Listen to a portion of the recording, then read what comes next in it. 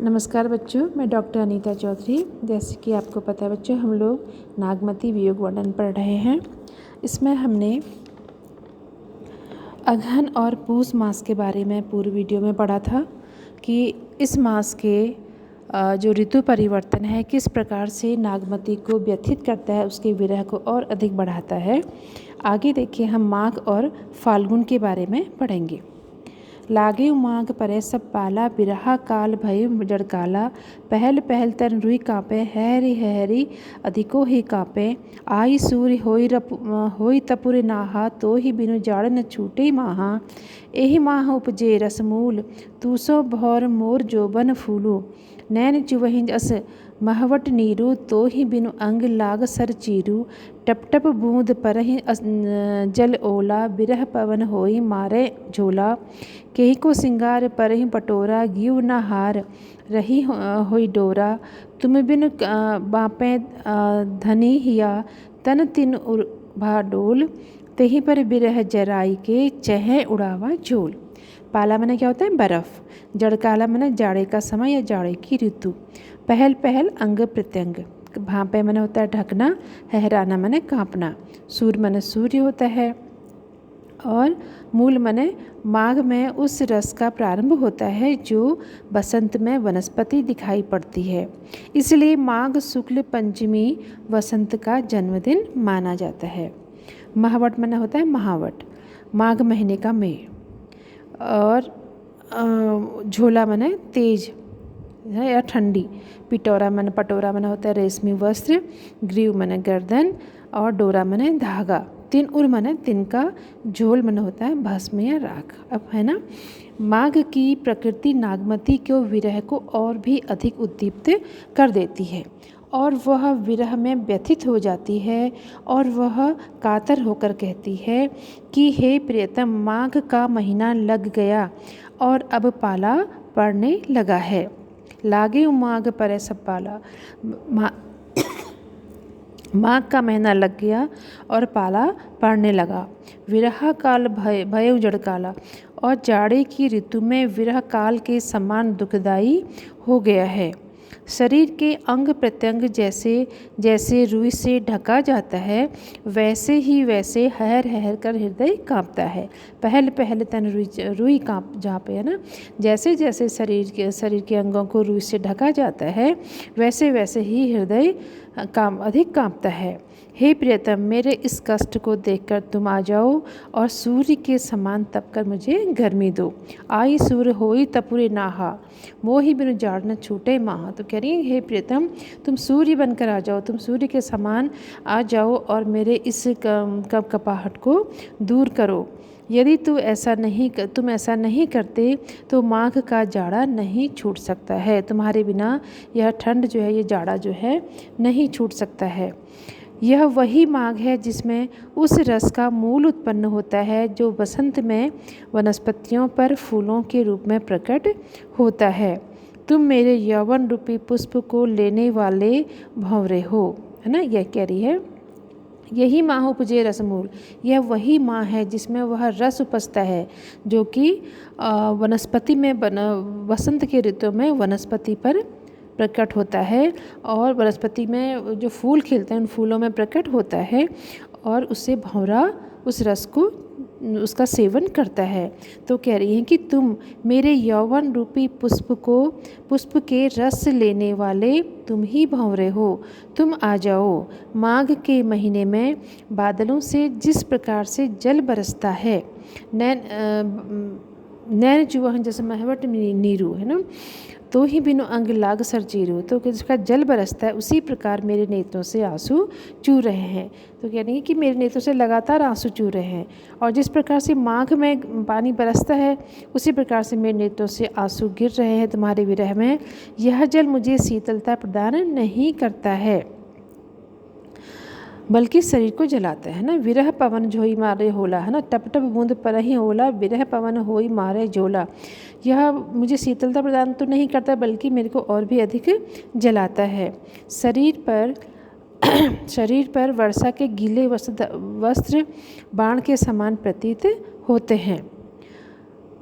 कहीं को श्रृंगार पर रही पटोरा गियो न हार रही झोला। अब वो कह रही है कि जो मेरे आंसू गिरने से जो वस्त्र गीले हो गए हैं, वो वस्त्र जो है वह मेरे वाण के समान पीड़ा देने वाले हैं। मेरे नेत्रों से अश्रु की बूंदें टूट कर ओलों के समान गिरती है, कि माँ के मैंने ओले गिरते हैं। तो वो कह रही है कि ऐसा लगता है कि मेरे नेत्रों से जो आंसू की बूंदें टूट कर गिर रही हैं, वह ओलों के समान लग रही हैं।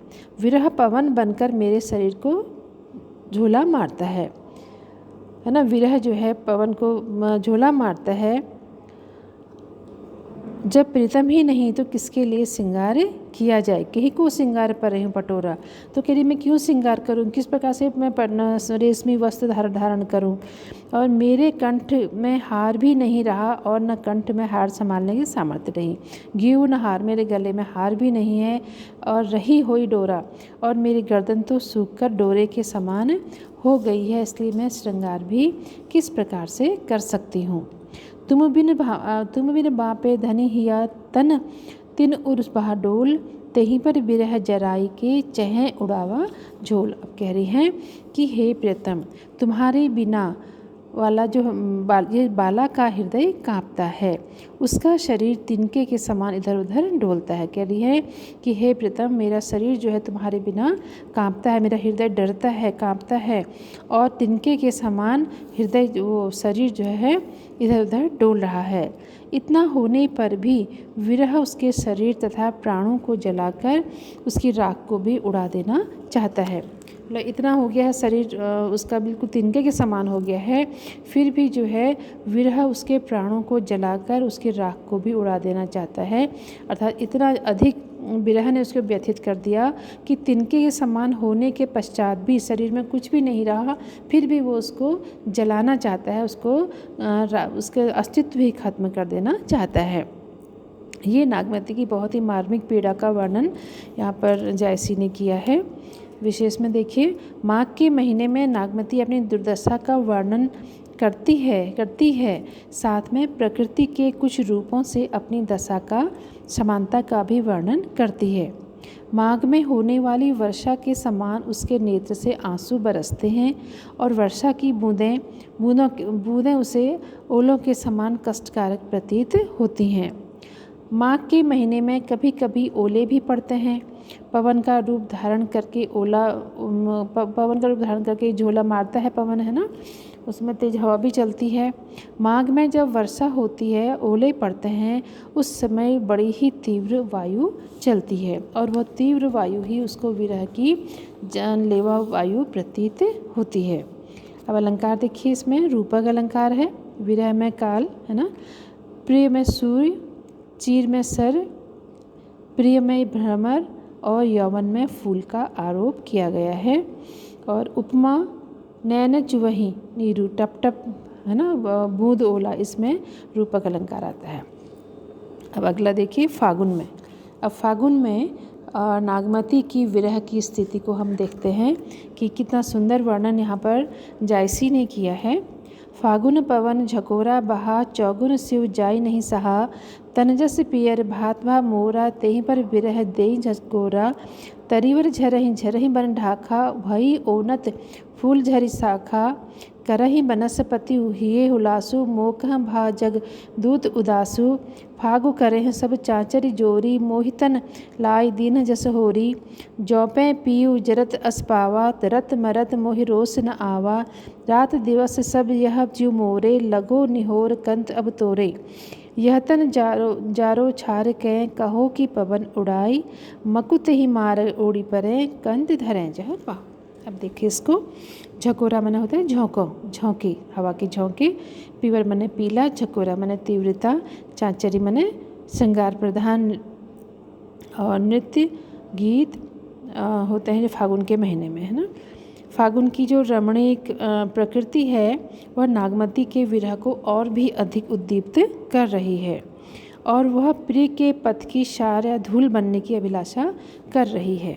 देखिए, फागुन के महीने में वायु झकोरों के साथ में बहती है, जिसके कारण शीत चौगुना हो जाता है, ठंड बहुत अधिक बढ़ जाती है, वायु तेज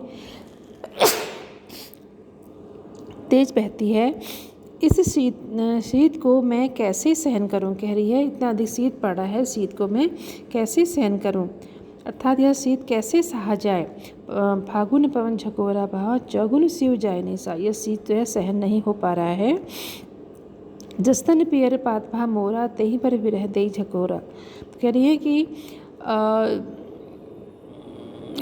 मेरा शरीर भी उसी प्रकार पीला पड़ गया है जिस प्रकार से वृक्षों के पत्ते पीले पड़ गए हैं। क्योंकि फागुन में क्या होता है, वृक्षों के पत्ते जो हैं वो पीले पड़ जाते हैं और तेज़ हवा चलती है और उससे वो पत्ते सारे गिर जाते हैं। तो कह रही है कि मेरा शरीर भी पीला पड़ गया है और उस पर भी यह विरह जो है उसको और भी अधिक झकोरे दे रहा है। इस पीले पात के समान शरीर पर विरह रूपी वायु झकझोरे दे रहा है। फिर भला यह शरीर कैसे टिक पाएगा। एक तो पीला पड़ चुका, कृशकाय हो गया है और उस पर यह वायु के तेज झोंके हैं। तो कह रही है यह शरीर भला कैसे टिक पाएगा। अर्थात जिस प्रकार से फागुन में वृक्षों के पत्ते जो हैं पीले पड़ जाते हैं और झड़ जाते हैं, कह रही है कि वैसे ही मेरे शरीर का झड़ जाना भी निश्चित सा ही दिखाई देता है। सब वृक्षों के पत्ते झड़ रहे हैं और वन में ढाक के वृक्ष भी झड़ रहे हैं, है ना। तो तरिवर झरहि बन ढाका हो भई ओनद फूल भरी शाखा। तो वृक्ष सारे पत्ते झड़ रहे हैं और ढाक के पत्ते भी, उनके वृक्ष भी झड़ रहे हैं। फूल फल वाली समस्त शाखाएं फिर से नई कौपलें पाकर पल्लवित हो रही हैं, है ना। तो कह रही भोई ओनत फूल भरी शाखा, और ये वृक्ष जो फूल फल वाली जो शाखाएं हैं फिर से नई कोपलें पाकर वह प्रसन्न हो रही हैं, पल्लवित हो रही हैं। इन नए पत्तों के हाथ सारी वनस्पति, इन नए पत्तों के साथ में सारी वनस्पति भी उल्लासित होने लग गई है। तो प्रकृति को तो इस प्रकार नया रूप प्राप्त करके वह प्रकृति प्रसन्न है, लेकिन मेरे लिए तो संसार दूना उदास हो गया है ना। करही वनस्पति हुए हिलासु, मोका भाव जगदूत उदासु। तो कह रही है वनस्पति तो अपने पुराने रूप को, पुराने पत्ते सब गिर गए हैं और नए पत्ते आ गए हैं, नई कौपलें आ गई हैं, तो वो इससे वो उल्लासित है। तो कह रही है मेरे लिए तो सारा संसार जो है उदास ही हो गया है, मेरे लिए कोई भी उल्लास की बात नहीं है, मैं उसी प्रकार से दुखी हूँ। सभी फागु करें सब चाचरी जोरी, मोहितन लाई दिन जसोरी। सभी सखियाँ चाचर खेलते हुए और गाते हुए फाग मना रही हैं, लेकिन मेरे लिए तो आनंद और उल्लास है ही नहीं, है ना। सब सखियाँ फाग खेल रही हैं, चाचर का फाग खेल रही हैं, लेकिन मेरे लिए तो आनंद और उल्लास कहीं है ही नहीं, उदासी उदासी ही है। फागु करें सब जोपे पीऊ जरत स आम पावा, नहीं इसमें ये आएगा मोहितन लाई दीन जस होरी। तो कह रही कि मेरे मन में तो उदासी उदासी ही है कि सब और आनंद है, उल्लास है, सखियाँ भी चाचर खेल रही हैं और फाग मना रही हैं, लेकिन मेरे मन में तो उदासी ही है। और ऐसा लगता है कि मेरे जी में तो किसी ने होली की आग लगा दी हो, क्योंकि फागुन की पूर्णिमा को होली जलाई जाती है। तो नागमती यह कल्पना कर रही है कि जैसे मेरे तो विरह में जल रही है। तो कहती मोहितन लाई दीन असोरी, मेरे इस शरीर में तो किसी ने होली की आग जला दी है, ऐसा मेरे को मेरी जो खुशियाँ हैं वो सारी जल गई हैं। इस प्रकार से जौपे पीऊ जरत पावा, मेरी इस जलती हुई अवस्था में भी अगर प्रीतम आ जाते हैं, जरत मरत मोहि रोस न आवा, तो मुझे जलते हुए मरने में कभी क्रोध या कोई ग्लानि नहीं रहेगी, मुझे कोई रोष अपने प्रीतम के प्रति नहीं रहेगा। बस मेरे प्रीतम आ जाएं और मैं उनको एक बार मरते हुए, मैं प्राण त्यागते समय मैं अपने प्रीतम को देख लूं। रात दिवस सब यह जीव मोरे, लगी निहोर कब कंत तोरे, है ना। मैं बड़ी प्रसन्नता से जलना मरना चाहती हूँ, मेरे मन में कोई भी रोष उनके प्रति नहीं है, बस एक बार उनके दर्शन करना चाहती हूँ। अब कहती हैं कि रात दिन मेरे मन में एक ही अभिलाषा लगी रहती है कि मेरे प्रियतम एक बार आ जाएं और मैं, हे प्रियतम, मैं तेरे ही कारण अपने प्राणों का उत्सर्ग कर दूँ, अर्थात अपने प्राणों को मैं तेरे लिए त्याग दूँगी। यह तन जारो छार के कहो कि पवन उड़ाओ, मकु में ते ही मार उड़ी परे कंत धरे जा पाओ। अब देखो उसकी जो भावनाएं हैं कितनी मार्मिक हैं। नागमती की, कह रही कि मेरी इच्छा है कि इस शरीर को जलाकर मैं भस्म कर दूं, यह तन चारों छार कर इस शरीर को जलाकर भस्म कर दूं, कहे कि पवन उड़ाए, और पवन से विनती करूं कि तू मेरी इस भस्म को उड़ाकर ले जा और उस मार्ग पर डाल दे। मकुम ते ही मार्ग उड़ी पड़े, कंध धरे जह पाऊँ, और उस मार्ग पर इस राख को बिछा दे जहाँ पर मेरे पति अपना पैर रखेंगे, है ना। मेरे प्रियतम जहाँ पैर रखें उस मार्ग पर तू मेरी इस राख को बिछा दे या उस मार्ग पर ले जा। तो उसका है कि इस शरीर से मैं उसके स्पर्श ना भी कर सकूं तो इस शरीर की छार से ही या राख से ही उसको स्पर्श मिल जाएगा और नागमती की अभिलाषा पूरी हो जाएगी, अपने पति के स्पर्श करने की अभिलाषा पूरी हो जाएगी। इस प्रकार से उसका यह बहुत ही मार्मिक वर्णन कवि ने प्रस्तुत किया है। इस विशेष में देखिए, इसमें पहली बात तो ये है कि जायसी ने हिंदू नारी की जो अभिलाषा है, जो उसकी पतिव्रतापन का जो एक रूप है, जो संस्कार है नारी के, उसका बड़ा ही सुंदर और मार्मिक चित्र प्रस्तुत किया है।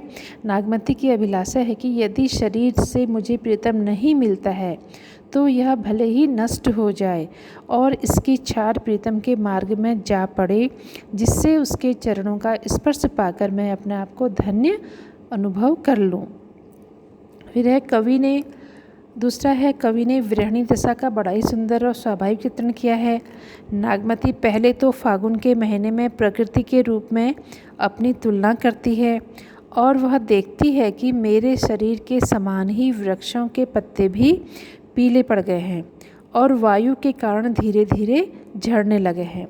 इस प्रकार विरह रूपी वायु उसके शरीर को भी झकोरे देकर झाड़े डालती है। लेकिन जब वह देखती है कि वृक्ष तो पत्तों से रहित होकर नए पत्ते आ गए हैं और अपने नए स्वरूप को लेकर हृदय में बड़े आनंदित हो रहे हैं, तो उसका दुख दुगना हो जाता है और वह अनुभव करने लगती है कि सबका तो दुख दूर हो रहा है लेकिन मेरे दुख का कोई अंत नहीं है। वह और भी अधिक दुखी हो जाती है। लह फागुन की जो हवा होती है ना, बहुत तेज़ और बर्फीली होती है। इसके चलने से जाड़ा जो है बहुत अधिक बढ़ जाता है और प्रायः यह जाड़े के अंत में 3 दिन तक चलती है और पेड़ों के पत्ते झाड़कर उन्हें नंगा कर देती है, उन्हें पत्तों से रहित कर देती है। इस वायु के चलने के बाद वनस्पतियों में कलियां जो है नए प्रस्फुटित होने लगती हैं, नए उनमें कोपलें आने लग जाती हैं। ये प्रकृति का बहुत ही सुंदर वर्णन यहाँ पर गया। प्रकृति के माध्यम से नागमती की विरह दशा का भी वर्णन किया गया है, लेकिन प्रकृति में जो परिवर्तन होते हैं उस परिवर्तन के साथ साथ ही नागमती का विरह वर्णन करना वास्तव में कवि की जो कला है उसको नमन है।